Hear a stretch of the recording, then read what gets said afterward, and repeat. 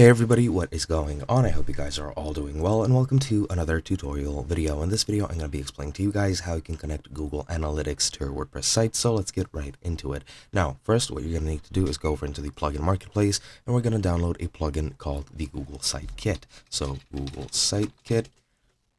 And as you can see, you have the Site Kit by Google. You can install this and activate this. I can't because I'm on the free plan, but this is what you're going to be needing since it does include the analytics, the Search Console, AdSense, and Speed, which are all useful tools to use and to have, even if you don't plan on using them right now. And it really doesn't cost anything. You can freely just use it. And it is included in the business plan as well, so you can freely just use it. And that is my personal preference and personal recommendation. Now, once you're done with that, you do need to go over into the analytics page and sign in to create an account.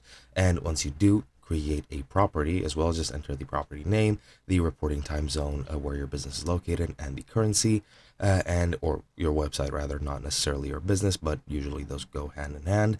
Then you need to describe your business, such as the industry and the size of your business, and then you need to choose your objectives from a list. You can generate leads, drive online sales, raise brand awareness, examine user behavior, etc. Once you're done with that, you then need to start collecting data, select the platform you want. Most likely it's going to be web, and here you need to keep the HTTPS selected and enter your domain name of your site.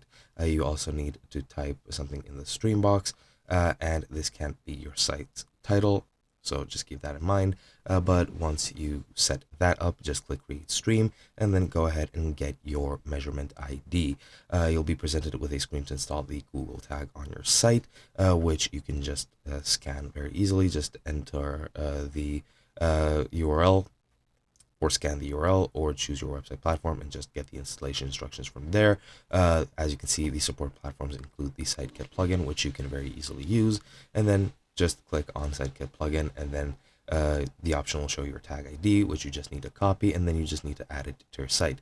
You need to go into tools and marketing, or Jetpack and settings, depending on what you're using. If you're using WordPress admin, you need to go into Jetpack, then select traffic, scroll down and go to the Google section. In the box marked Google Analytics measurement, you just need to add your tag ID and then click save settings, and that's all you need to do.